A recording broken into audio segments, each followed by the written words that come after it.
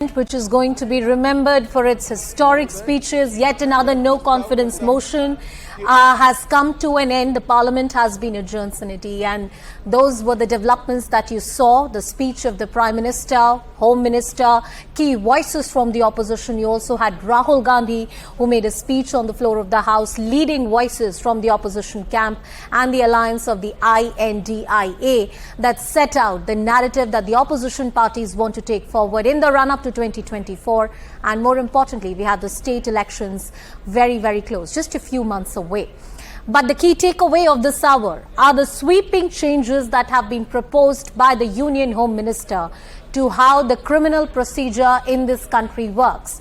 There are 3 laws or 3 statutes that govern how the criminal procedure code in this country works. One is the CRPC, the other is the Indian Evidence Act, and you have other statutes which are interpreted along with it, which work in tandem with each other to give us an effective judiciary and a criminal justice mechanism. All those 3 acts are sought to be overhauled, codified in a different way. And one of the key changes that have been proposed is that 124A, sedition in its present form, will be repealed. That does not mean that offences against the state will go unpunished. In fact, there is a new chapter that has been added in those list of 3 bills that have been referred to the Select Committee. And clearly, in those provisions, another one, which you see on your screen, there is a provision of death for gang rape. 20 years imprisonment or life can be given. And in the case of minors, in certain cases of rape, there is a provision for the sentence of murder as well. Asha Devi ji, who is the mother of Nirbhaya, somebody who has fought this battle at various courts of this country, is with us on the broadcast. Asha ji नमस्कार, बहुत बहुत शुक्रिया हमसे बात करने के लिए। आज होम मिनिस्टर ने सभा पटल पर कुछ बहुत अहम बातें कही। एक सबसे बड़ा बदलाव ये आया है कि रेप के जो पनिशमेंट होता है उसके रिलेटेड प्रावधानों में बड़े बदलाव किए गए हैं। गैंग रेप की सजा को सख्त किया गया है और कुछ ऐसे भी प्रावधान हैं जिसमें रेप के लिए मर्डर की सजा भी हो सकती है अगर वो माइनर बच्चियों के साथ किया जाता है। अभी स्टैंडिंग कमेटी को रेफर कर दिया गया है, लेकिन इस तरह के चेंजेस, इस तरह के बदलाव आपके हिसाब से कितने जरूरी हैं? देखिए, मेरे हिसाब से या पूरे देश के बच्चियों की सुरक्षा के हिसाब से बहुत जरूरी है, बशर्ते कि ये पास हो जाए और लागू हो। क्योंकि जब जब कोई घटनाएं होती है, जैसे 2012 में निर्भया के साथ हुआ और बीच में छोटी बच्चियों के साथ हुआ, तो कानून बनाए गए, वर्मा कमेटी का बैठाई गई, उसमें कानून बनाए गए, संशोधन किए। लेकिन आप देख रहे हैं कि हालात वैसे की वैसे ही हैं।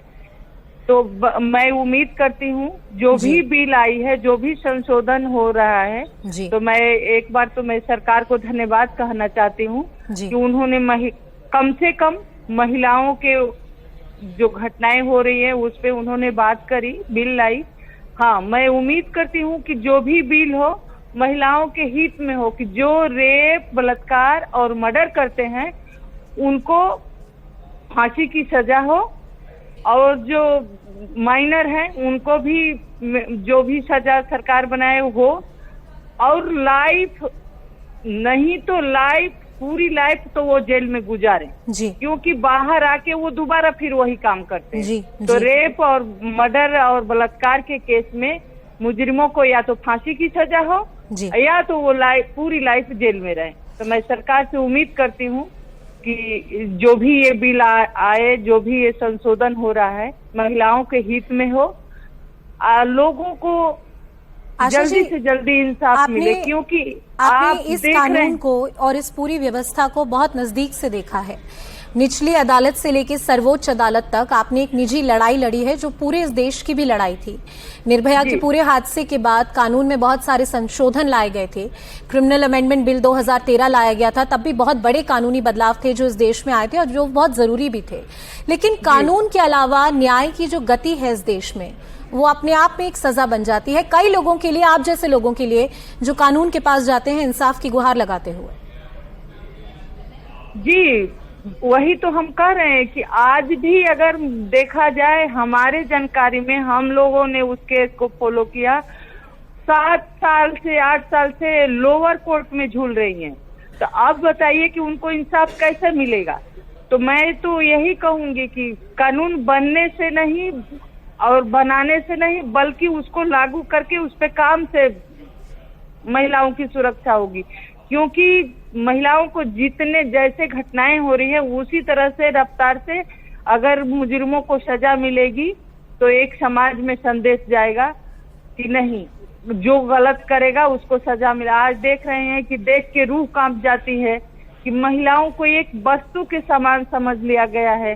वो अगर उनका कहना नहीं मानती है तो काट दो, फेंक दो, तो बहुत दुख होता है।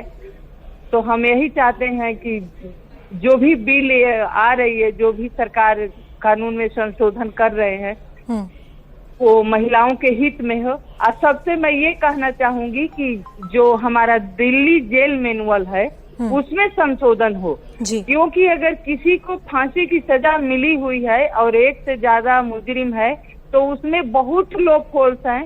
किसी को फांसी की सजा सुना दी गई है लेकिन फांसी हो जाए, इसमें जेल मैनुअल में बहुत संशोधन की जरूरत है। तो मैं सरकार से, खासकर गृह मंत्री जी से अपील करूंगी कि वो जेल मैनुअल को भी चेंज कराएं, उसमें भी संशोधन कराएं कि महिलाओं के हित में हो। क्योंकि अगर एक से ज्यादा है तो वो अपील एक साथ नहीं करेगा, उसको कोई कुछ नहीं कहेगा, उसमें सिर्फ और सिर्फ उनका अधिकार दिखाया गया है, विक्टिम का तो कुछ है ही नहीं। आप ठीक कह रही हैं। और आशा जी, यही बात आज गृह मंत्री ने भी कही कि ये इंडियन पीनल कोड है तो जरूर, लेकिन ये हमारे शासकों द्वारा या ब्रिटिश के द्वारा बनाया गया था और कहीं ना कहीं इसको नागरिक प्रधान बनाने की, to make it more citizen centric, is the need of the hour. Well, we'll continue talking about all the sweeping changes that have been brought in or proposed to have been brought in by the union